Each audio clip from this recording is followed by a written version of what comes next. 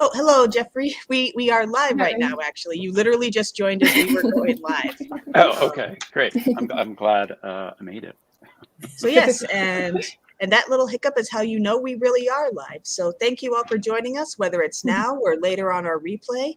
My name is Andrea Thompson. I'm the founder and director of the Film Girl Film Festival, and isn't my avatar adorable? Even more so are the ladies and Jeffrey, sorry, who are joining me from our shorts block 5 filmmakers, who all have shorts playing in that shorts block, and they've been all been kind enough to join me for this discussion. So thank you. Thank you.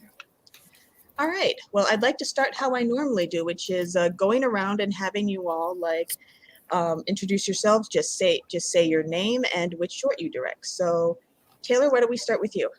Hi, I'm Taylor Yoakum, and I directed That Floral Wallpaper. And next, Elvia. Hi, I'm Elvia Susana Rubalcaba, and I wrote and directed Manitas.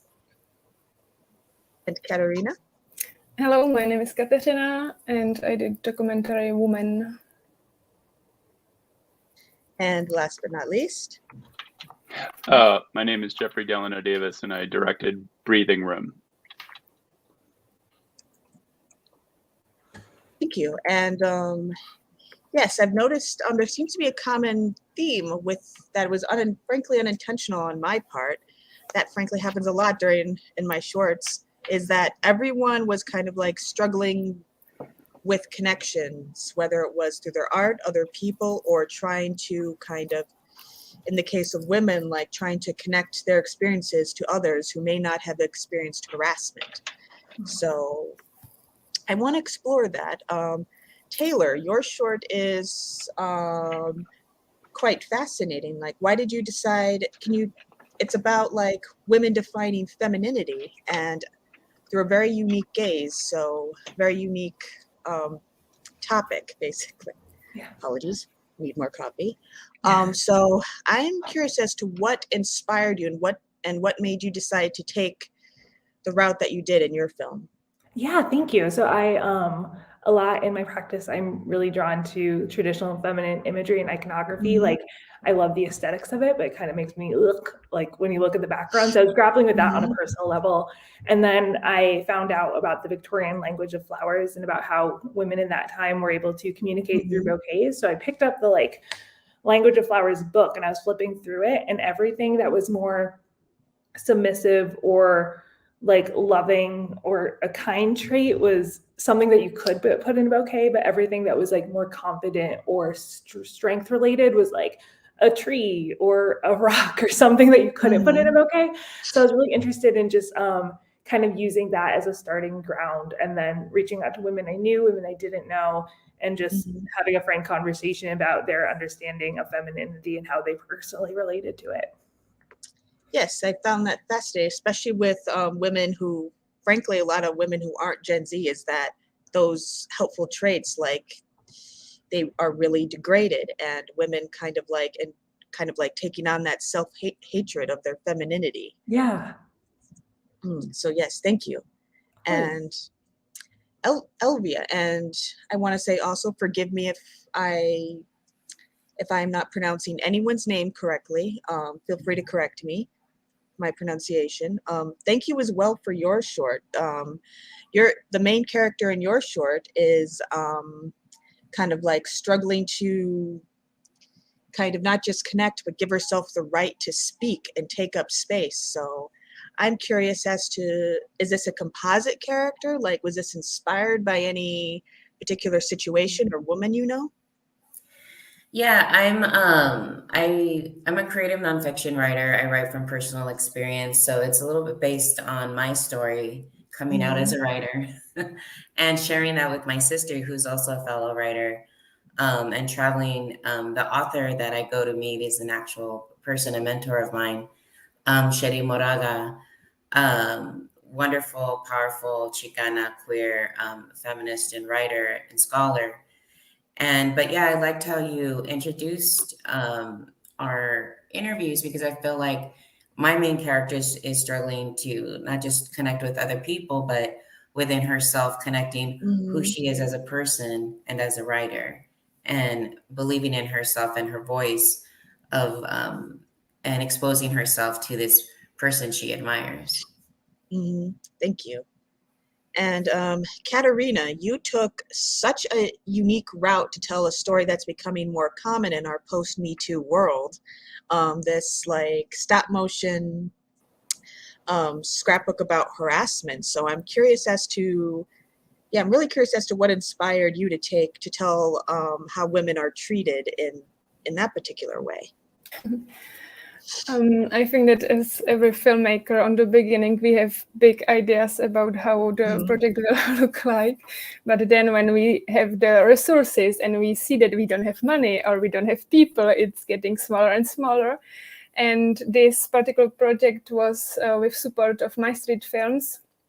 And we had some discussions and communication with documentarists in Czech Republic. So after several discussions when I just didn't know in which way I will do it, they saw that I wrote a book and that I did 2 illustrations and that I am painting. So they had idea that perhaps I can just connect it with illustrations, and with this it just came to my mind because I'm also writing diary, and a lot of women wrote me in hand there, because when I took the photographies, I asked them also to write down the story. So I had a lot of the stories written down. So when I just started to think about doing a book, because I had so much things from the questionnaire, so I just wanted to put it on paper, but I didn't know if it will be enough just to have some graphics or something like this. So I just started to creating something more creative. And then I decided to take a photography of the woman. So it started to be more realistic than only the like child illustrations. And finally, I started to thinking about the sound and not only telling some informations by myself, but using also the sound, the voice of the woman. So I started to do interviews and listening to it. And while listening to all the interviews, I got ideas how I will do the book. So it was everything connecting like with one step. I had so much new ideas, and like this I came to the final result of the book. But it was on one take. I was just prepared to do everything, and then I had my book and everything around, and I started to do it, listening what it will be, what will be in sound, and put it in the book. So I had to do it several times to have it on one take. Really, of course, the first time battery get off, so I had to do it again and again. Yeah, and then I did it again into Spanish and to English, and every time I just had to translate everything in this language. So it took a lot of time to do it, but is it me? It's really me, because I have the illustrations, and as I'm writing the diary, it's like everything connected in this way with you. So Well, thank you for all your hard work. thank you.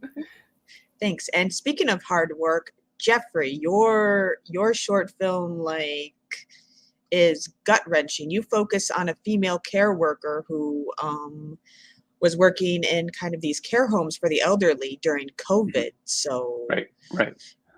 Yeah. wow. Yeah. And why did you decide to focus on this particular care worker, and why did you decide to make a film about this? Like, how did this story find you? Yeah, that's a great question. So I was in August of 2020. I live in Red Bank, New Jersey. There was about 8,000 deaths a month from COVID. We were really in the epicenter, and I felt like I needed to respond. So I decided I didn't know where to start. I'm just going to turn my camera on. I'm just going to record my family and start there. Us trying to cope. I'm going to record the neighbors.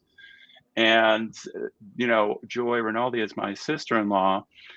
And she works in a nursing home. And I know that, most of the deaths were happening in the nursing home. And I knew she was seeing a lot. And I could see this weight on her. And she's a very private person. She didn't want to really talk about it, but I knew there was a great story there and that it was important for it to get out. And I also knew that she was doing heroic work.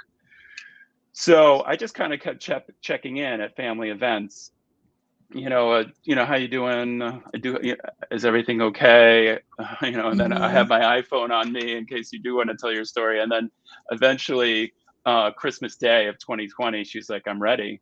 And I was like, oh, okay, let me just go get some lighting equipment real quick and I'll get my phone set up. And, it was one of those instances where it was like, just grab your phone and shoot it. Luckily I had a lav mic and some lighting as well. But I just wanted to make sure I was there to capture the story. And then, and she was just wide open and told the whole thing, really spilled the beans. Yes. This horrific way these people were, they did not take care of anyone's safety. So, right. Yes, thank you.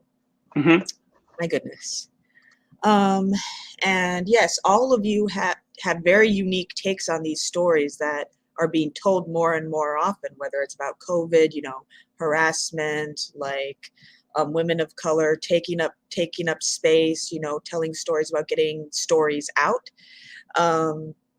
So my question for all of you is, and Taylor, I want to start with you. What surprised you most about the making of your film? Ooh, that's such a good answer. I like how you noted that there's lots of Gen X women in the film, because I feel like the understanding of femininity then, like I just kind of anecdotally, was so limited to like aesthetics and like very anecdotal, like more essential details of like the clothing they would wear. I guess I was really surprised at how I went in, and this sounds like a non-answer, but I think I kind of expected a certain set of answers to be said, but everything was so different. And I ended up with like 25 hours of footage that I had to cut. So I guess like two answers, how the answers varied, but also like kind of how making the film was kind of a piece in and of itself. And those close connections I made with strangers over Zoom, like when we couldn't really see each other in person, was really special. Thank you. And Elvia, same question. Well, it's my first film. I come from the world of theater, and we had a festival that was going to happen, and then it got stopped. So we were doing a couple of like Zoom plays or films. But so I turned this play into a film, and so I was just really surprised because everything was new to me. But in a short amount of time, just bringing a small crew. And again, we were still, in the thick of things so everyone had to be extra cautious. But it was like when we filmed that day, it was like the first time I had seen, like my sister helped out a bunch of different people that I had not seen in a while. So it was really nice. But I think just surprised with what came out of it. Even though I had seen it, I wrote it and edited it a bunch of times. When the actors were performing it and I'm, giving notes, or as a director, it still would get really emotional for me. But just surprised and proud of all the work that came together in a short amount of time to create this film. Thank you. Keep saying that, but that's the main response I have for all your responses is thank you. And Katerina? Yeah. On the beginning of this documentary, I actually started, even when I didn't know that I will do the documentary, I did the questionnaire because I had my friend who had problems at work and we couldn't find the answer to help her. And I started to ask other women and people if they have been ever harassed. And with this, I started to work on the documentary. And I was really surprised how many women was harassed in their lives. And when I started to do the photos, I just posted on Instagram and Facebook that I look to find women to take photography to this project. So they knew about the project, but I didn't ask them to come with the story. And when they came, I was like, that if they have some story, they can write it down. And often they told me that no, they don't have any stories. But I already had the results of the questionnaire with a lot of stories of the anonymous women. So I let them read it, and every single one of them realized that they have been harassed. But this is some small things which sometimes are like it's nothing, and for men sometimes they are just whatever, it just happened, you are just weak or something like this. But sometimes even for women that they are making from something small that it's nothing, but when you have a lot of small things, then you can be traumatized only also with these small things. So with this, so much women realized that it happened in their lives, and that it was for them just nothing, or perhaps inside of them, and just with realizing that even the small things are problem. I saw that almost every girl had some kind of this problem. So it was really surprising for me, because I thought it's getting better and better, but it seems like it's really, we perhaps start to talk more about it, but it's still so big topic that I decided to continue, and I'm starting now in Spain some bigger project about it. So it's like topic which we really need to work as we can. Yeah. Yes, well, thank you for continuing. And Jeffrey, same question, although I suppose rather than surprising, the word might be more shocking, but most shocking, surprising thing about your film? Right, yeah, I think finding out that patients were redistributed throughout the hospital care system in New Jersey to an extent that resulted in terminal illnesses was pretty shocking. But also, where do I begin? I mean, that a lot of people who were residents of care facilities in New Jersey passed away from the emotional isolation. Literally, the cure was often worse than the disease itself, in the sense that there was a lot of elderly patients who had COVID, got it, got rid of it, it was cured or passed, they survived it, and then lost the will to live because of the isolation that was mandated on these individuals. So I think that was really eye-opening, and I hope people will see this film and be able to make adjustments the next time we have pandemics, and understand that isolation can be as dangerous as a disease like coronavirus. But the other thing is, on a more positive tact, I think I enjoy the subject of my film, a sense of relief after we shot this. Like, she was able to tell the story. I'm not sure, because she's very private. So it's funny, because she sort of spilled the beans on this and talked a lot, and then it hasn't talked a lot about the project afterwards. But I do sense in her something of a sense of relief that she's gotten the story out there, and that is gratifying. Thank you. Yes, once again, it's a common response, but after your answers, often it's the only response oh my goodness. Yes, all of your films really have these incredible moments in them. So Taylor, your film, honestly, I know I'm not supposed to play favorites, but a quote from your film has stuck with me the most. Like, out of the entire festival, one of your interviewees said, sports stars and awards people, when they get awards or congratulated, they say, "I'd like to thank God and my mother," and there's a reason for that. So I'm curious as to, did you have a favorite moment among your interview subjects? Oh my God, Tunu. One of my good friends in New York, she and that quote, like, she's just so lively, and I had to cut so many wonderful things she said. I think, like, there were a lot of really great stories we swapped. That was really engaging, and some of it I felt like it felt more personal that I didn't feel like sharing. I think, honestly, just like the nature of Zoom, lots of pets in frames, lots of kids saying hi, lots of those like little humanizing moments were really great. And that I'd like to thank God, and my mom is just like on point, and I felt like it really anchored the film together. Thank you. Yeah. Again, and Elvia, like one of my favorite moments from your film is after all this doubt, like you allowed your lead, you know, to like her final moment wasn't this proud, it was a very proud, powerful moment, but you let her cry and be so vulnerable. So I'm just curious as to what your favorite moment from your film was, if you have one. Yeah, I mean, I mean, there was a lot of great moments that that bit at the end with my main character. I remember when we rehearsed it, and everyone, just to give her a break, we read the monologue, the letter, and everyone would end up crying. So for me, whenever I see that film, that point, I get choked up, remembering that night, but also just a really powerful performance by Chanel Darlene.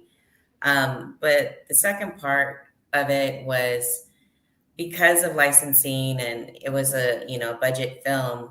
We ended up writing a song and producing it in our small home.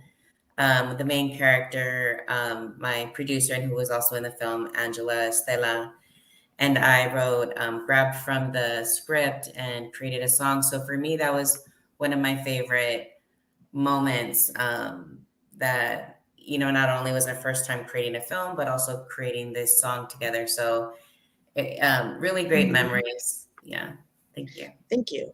And Katerina, I think your film is so creative and tells all the stories, as you mentioned before, like the culmination of these small moments that grind you down. But yeah, I think it was like worth watching your film thinking, what is this? And then just seeing the creativity that just flowed throughout these stories and how you told them. So did you have a favorite moment from your film? I think that favorite part was meeting the people than doing the film, because I met in the photography, it's more than 50 women. I also did the kind of interview discussion with my family. We were 20. At the beginning, it was only with my mother and grandmother, but after, even boys and men and my grandfather and everyone joined us. So it gave me a lot of moments when I had discussion about this topic. So for me, and still it happens here, I'm in Spain, and when I started to talk about this topic, everyone is just listening and wanting to do discussion. So for me, this is the moment that I can, with all the informations which I get from the documentary and all the people, I can just continue to do this project and evolve and looking for some way to help women and help people to find some ways to behavior in some situations and see the other opinions. And also it's very interesting to talk about these topics with men, because sometimes it's really so different thinking, but sometimes they just put some new point of view on it, and it's really, this is the part which I like the most, the connection with people, because it connects everyone. Thank you. And Jeffrey, your short is like one intense moment after another, and I've mentioned like the moments where I'm like, where I agreed with you when you said off camera, oh my God. So did you have a moment that hit hardest, or I'm not sure favorite moment is the best phrase to apply to this one, but I think, yeah, favorite isn't quite the word, but I think what struck me is Joy's bravery throughout, because, and without going into names, there's largely one corporation that runs a lot of these nursing homes in New Jersey. And, there were people who were fired for telling their story. So I knew Joy was, was up against a lot, and it took a lot for her to sign the waiver and to be as honest as she could. so I feel like if really overall, I'm just really proud of her as my sister-in-law and as a healthcare worker and a frontline worker. And I hope her children will be able to watch it and see how brave she was. And yeah. Mhm. Yes, thank you once again. I'm so glad to get all your stories out, and these stories out in yours as well. Whew. I feel like I have to take a deep breath every time I ask about your film. So I wanna I've got I Yeah. do comedy too, I promise. Okay, thank you. All right. I'd like to go to a round of more tailored questions to each of your film, because as many similarities they have, obviously they're quite different in their execution. Taylor, I was curious because, like, one of the influences that I thought about when watching your film was, of course, the famous, or in some cases infamous, short story, The Yellow Wallpaper. You know, about the woman who, well, we all know what it's about, right? Yeah. So I was curious, did that story play a role in your film at all? Yes, and I will admit, first, like, I had the idea separate from the story, and then I went and reread it, and then I kind of saw it together. So I kind of see like this floral wallpaper in the film being kind of like this backdrop of what like femininity is supposed to be, which can kind of drive these feelings of frustration. And then I saw the last scene where like I had everyone rip it up, which also, side note, I remembered my favorite part of the film was when Grace set off the fire alarm because she burned the piece of the wallpaper in a candle, and I'm like sitting there like, oh my god, no, your house is gonna burn down all because of me. But not. But yeah, anyways, I saw just kind of this reclaiming of the term and people kind of doing whatever they wanted with the wallpaper as kind of a nod to that short story as well. They got out at last, as I said. They did. Thank you. And Elvia, I'm curious as to how you cast your lead, and because there's just such chemistry between your leads, your kind of co-leads, and then the poet they're going to see who's like an actual poet. So I'm curious about your casting process. Sure. They're all women. They're all actors that I've worked with before. So the film, I was part of a collective called Chicanas, Cholas, and Chisme, and they put on a theater festival every March for Women's History Month. And so we were up, this Manitas was up for that festival, and we were on our second weekend is when everything shut down. So when March was coming around again, we decided to make Zoom films, and I decided to do a film. So it was the same two sisters. Jacqueline Castañeda and Chanel Darlene. But I've casted them before as similar sister roles in another play called Sala de Moriguera, but they have such great chemistry. I didn't want to change that.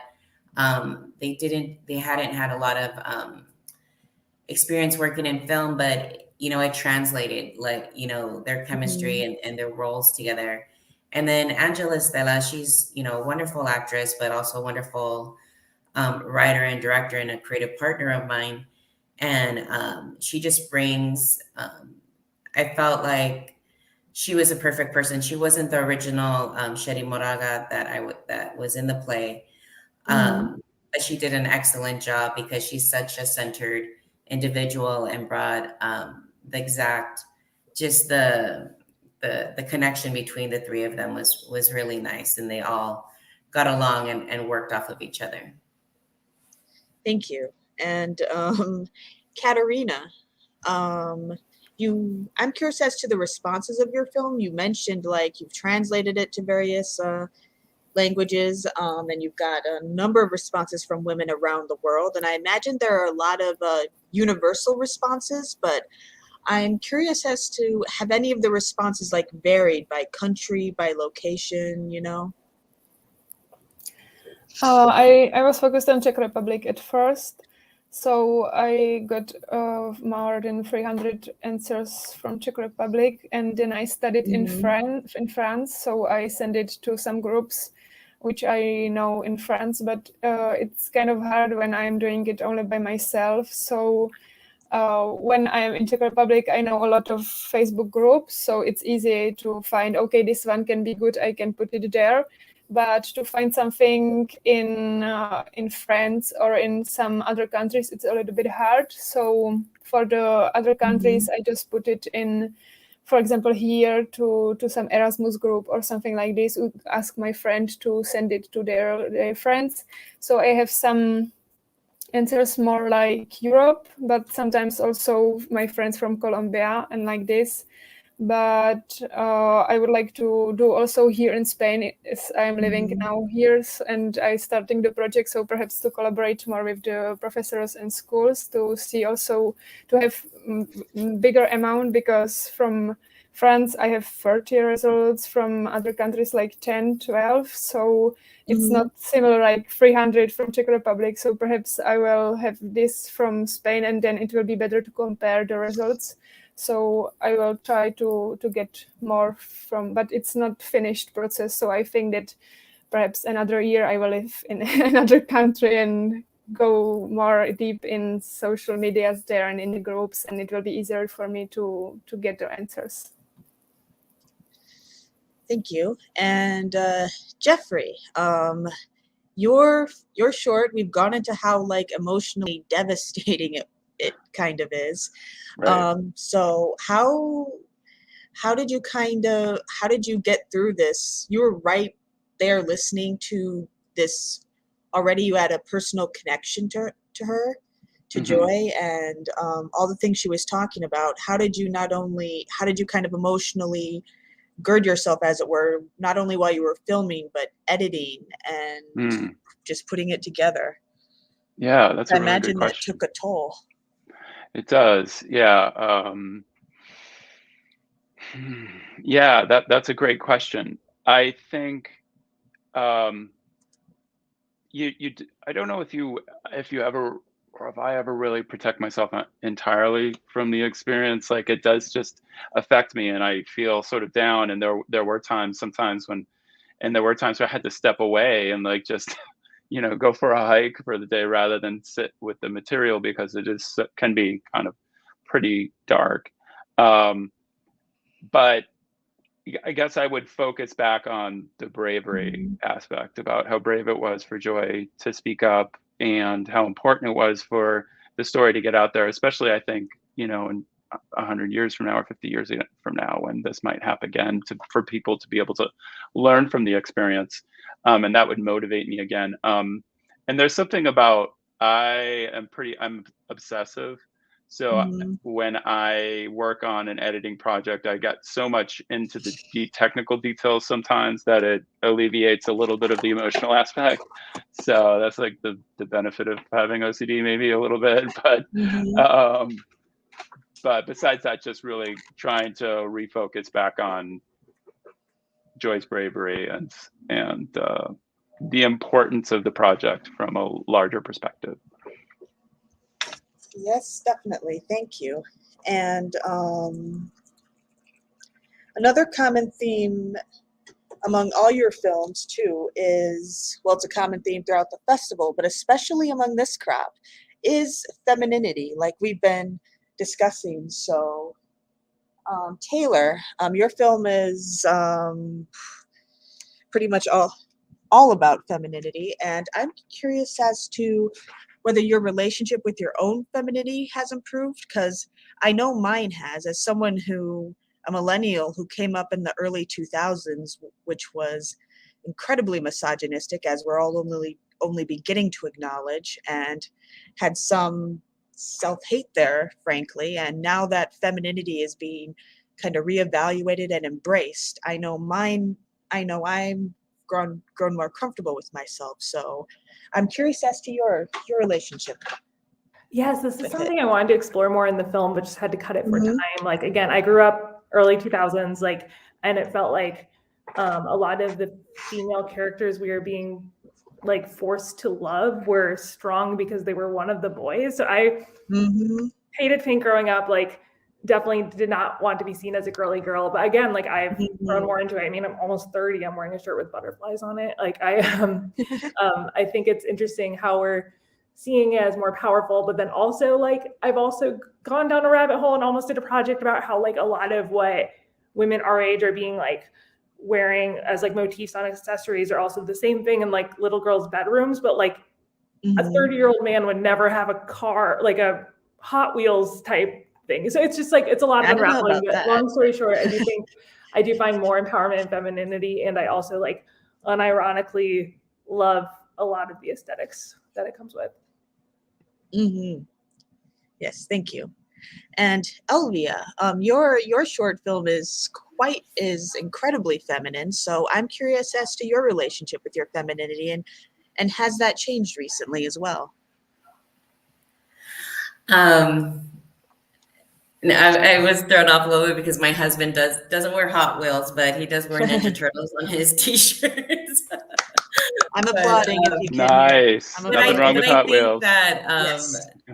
But I think that's what it connects. It's what it's all about. Where I feel, and don't tell even though people are saying this, I feel he helped me like be comfortable with my body or be who I am because he's who he is. And I feel like I've, translated that in a lot of different things, especially within this film. It's just like, what am I waiting for? What am I holding out for? Or am I afraid of what people will think of how I express myself, whether as a writer or as a woman or how feminine I am? I definitely feel like I have both strong feminine and masculine tendencies or how I see myself. But I definitely feel that the vulnerability shown with the main character and the vulnerability of sharing this story is what makes the film so strong. And it can be both. Yes, this contradictory concept, we're now starting to embrace that vulnerability is strength too. Yes, and I feel like that's very feminine, so thank you. And speaking of femininity and vulnerability, Katerina, your film is obviously more about almost how women's vulnerability have been used against them. So I'm curious as to your relationship with femininity, and has that changed recently? This is a very nice question, which I'm asking myself quite often, because with this project, it came a lot that I am talking with women who hates their bodies and who has eating disorders and just don't like the girl, or just, I don't know, I can see it so much around me, and I think that people think that when I'm doing this project that I am like okay with everything, that I have to know about all these topics. But actually, I think that I have also so much things to improve, and I think that with the project I'm thinking about this more. But sometimes it's just so strong that I don't like my body, or I have some problems with food because I did modeling, and it's really only about beauty. So for me, long time it was only the value of women to be beautiful and to have perfect body. And sometimes it's come to me with social medias or in shops with the figures and the XS clothing and like this, and it's still hard. But I'm trying to start to feel more the feminine part of me, because I think I was hiding it because I wanted to be strong for everyone around me, and also for the girls around me, because I wanted to be here strong for them. And showing the feminine part, it's perhaps for me to show my weakness, but now I'm trying to use it more like the strength, but it's sometimes so hard. When I'm in good mood, I can take a dress and I feel good, but always I feel more comfortable in pants and more like masculine, because I want to be seen as strong woman, and now it's just connecting with the masculinity for me more. But I'm trying to go more in feminism, in feminine, and find the strength in this. And I do meditation, and it helped me a lot to like talk about it with me and trying to do small steps to get better. But sometimes it's so hard. But the project is helping me because I talk with people and I see they inspire me, and you inspire me also. So it's amazing that we can be for each other here and support everyone. Yes, thank you once again. And Jeffrey, your film is also, I feel like it's about femininity from an outsider's perspective, frankly, because the job that your subject, Joy, has is quite traditionally feminine, caring for others, and the way like she and a lot of others obviously banded together to try and like make up for these horrific shortcomings is also strikes me as quite traditionally feminine too. So I guess I'm curious to hear your thoughts on femininity from like sort of this outsider's perspective. Did that make you think about it at all? And no pressure, just remember you're live and this will last forever. Oh, great. Yeah. No pressure. No, it's interesting that, yeah, it is, nursing is traditionally a feminine job. And, I guess, it didn't really, to be honest, it didn't really come across to me as much like that aspect when I went into it, because I was focused on more like capturing the historical moment, but it's reflecting on it. I've been able to see the way that gender played a role in how she operated. And even as you're talking about, because I do remember in the film and talking to her, she would pick up the phone a lot and check things out with other speech pathologists about what is the state of this this patient and how are patients being transferred, and information, this sort of open communication between the women at the different facilities facilitated the story. And would that have happened if it were men? I don't know. I can't say. Well, I would say, traditionally, we're not as known for our ability to communicate that openly, and so that's an interesting question, not one that's totally answerable, but perhaps gender did play in the sort of facility of the story and the ability to weave together the information into a coherent whole. Yes, definitely. Thank you for that. And I guess we're coming down to the end, so I'm going to ask more of an easier question, I think, to all of you. Taylor, what do you want people to take from your film most, if anything? I just think I want people to understand that femininity isn't a monolith. It can mean different things to different people and can feel empowering in different ways. Thank you. And Elvia? That it's never too late to share your voice and to be honest, and that vulnerability can be a strength. Thank you. And Katerina? I want to show that even small things can be a problem, and that the thing which we have in head, we have to communicate and we have to say it. And when we don't like something, we just have to say it and don't wait that other person know what is in our head, and just like this. And Jeffrey, I'm almost afraid to ask this, but same question. Well, yeah, change. Things need to change within the healthcare system, and that you have to treat the whole person, especially during a pandemic. Isolation is not acceptable during a pandemic. Severe isolation is not acceptable, and hopefully we'll do things differently next time around. Yes, we can all hope. I believe that COVID actually played a role. Jeffrey's the most obvious example, but it did play a role in all of your films, I believe. So, Taylor, can you kind of go into how COVID changed your film?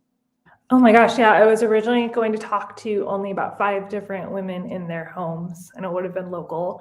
And then COVID started, and I couldn't work on this. So I made another project, trying to just talk about the guilt of feeling bad about not being able to work on this film, but then also this is the least of anyone's problems right now. And just there was a separate film about grappling with the idea of being productive during a pandemic. That was kind of a side note, but and then I was originally just going to put it off until I could go to people's houses, and I was Zooming with another artist who suggested I try Zoom, and it was actually a really huge blessing because I was able to talk to so many people across the world actually, and then make different connections on a 3rd and 4th level, or distance levels from friends of friends, acquaintances of friends, and so it actually made the project much more stronger than I ever intended it to be. Thank you. Yeah, keep overusing that word, but I'm going to keep saying it. Elvia? Yeah, we kept our cast and our crew very small. Everyone, but it was still all hands on deck. So my assistant director was in the film. She was the redhead, one of the participants. My husband, who worked from home, jumped in so he could be, because we needed a workshop full of people. I ended up jumping in, and you could see me, crying. And my sister and brother-in-law came in and also helped out. So it was a very, we were so careful, again, the testing, the masks, and only removing them when we were performing. But it was also a blessing. This was my first film, but I've seen film, even if it's a short where it's a ton of people, it just makes you conscious and also appreciate, these moments that we were able to do it even within a pandemic. And Katerina?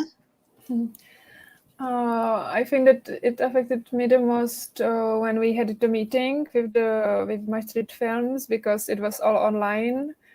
And also I did the interviews and the photography of the women in the summer, so it was quite free in Czech Republic. But also I was afraid that in one day they will just say that we are isolated or something again. So it was the risk to meeting this woman in the pandemic. But at this time in the summer, it was quite okay. So actually, it didn't affect me so much as others, I think.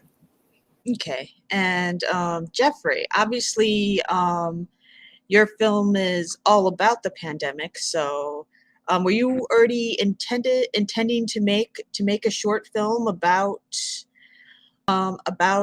this care home, or did this come about completely because of the pandemic? Was this not a thing before? Yeah, no, this was not a thing before. It hadn't really entered my mind. My entry point was just, again, I'm just going to turn the camera on and see who I can speak to and see what their stories are. I was sort of building the plane while I was flying it. There wasn't a lot of intentionality going in because we were in the pandemic. So I really just wanted people to have the opportunity to tell their story, especially Joy, since she was a front care worker. And when we shot this, it was December of 2020. We had just come out of a really bad period with COVID in New Jersey. And there was a sense of relief that we were able to get together. And I think, that facilitated Joy's ability to feel comfortable in front of the camera. And I'm afraid to ask this question, but have things improved in your opinion in how these places are run? A lot of the companies are getting out of nursing homes, and So I'm not so sure if that's a great thing, but like Joy talks about, she's like, we're not really even sure about the future of nursing homes in New Jersey because it was such a catastrophe. But there is a lot more of an awareness about isolation and its effects on patients, and there is much more of a dialogue about that. And I think that is certainly a positive. Whew, thank you. And since we're coming up to the end of the interview, at the end of our hour, I'd like to ask you all to shout out any upcoming projects you have. Taylor? Yeah, this is in progress right now, but in last fall, I was matched to donate bone marrow to a stranger after being on the registry for almost 10 years. And Wow. while I was doing it, I was creating collages I would give to the patient, and then also like writing letters to her. And then it ended up never happening, but I have all this footage in honor of this stranger that I will never know who she is. So I'm working into making that into a film, but also, which also grapples with the ethics of like making work about a stranger. Mm-hmm. And that sounds quite fascinating. And Katerina? Yeah, I am working on the project here in Spain because I'm studying here, and actually it will be collaboration with City Hall. There will be the exposition of photos of women, which we will do here, and also the interviews with them. And then, because I think the most important group of people who should have this information is on high schools.